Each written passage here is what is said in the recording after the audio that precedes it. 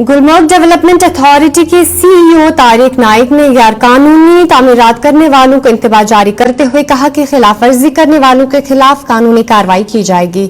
उन्होंने कहा कि जिन लोगों ने मास्टर प्लान की खिलाफ वर्जी करते हुए तामीरात की हत्ता की सरकारी सील तोड़कर काम दोबारा शुरू किए, उनके खिलाफ FIR दर्ज हो गई और जरूरत पड़ने पर इन्हदामी कार्रवाई भी की जाएगी। उन्होंने कहा कि इन्फोर्समेंट टीम मुसलसल मुतहरिक है और जब तक कानून के तहत इजाजत न हो किसी को भी तामीरात की इजाजत नहीं दी जाएगी। तारिक नाइक ने इस बात पर भी जोर दिया कि काजीपुरा, द्रंग, टंगमर्ग और गुलमर्ग जैसे इलाकों में मास्टर प्लान नाफिजुल अमल है और बाकी इलाकों को भी इस दायरे में लाने की कोशिशें जारी हैं। उन्होंने कहा कि बाज निजी व सरकारी इदारे हत्ता के कुछ दिफाई महकमे भी कवायद की खिलाफ वर्जी कर रहे हैं, जिनके खिलाफ कार्रवाई अमल में लाई जा रही है। सीईओ ने अवाम से अपील की कि वो अपने दस्तावेजात मुकम्मल करे, कानून का एहतराम करे और कोई भी तामीर सिर्फ कानूनी तकाजे पूरे करके ही करे, वरना सख्त कार्रवाई का सामना करना पड़ेगा।